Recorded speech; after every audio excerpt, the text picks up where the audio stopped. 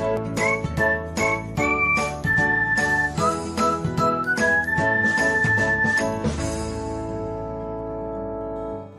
everyone, welcome back to another episode of Technologyglance.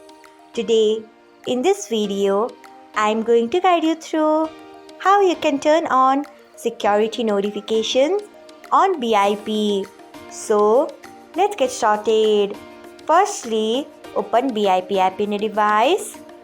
Then tap on three lines icon. Next, scroll until you find settings. Then tap on it.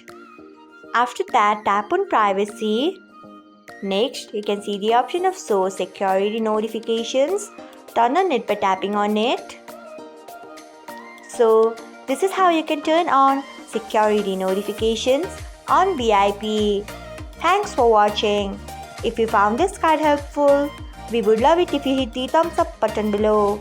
We upload great new tech tutorials like this one every day. So, do not forget to subscribe to our channel and hit the bell icon so that you'll never miss another update.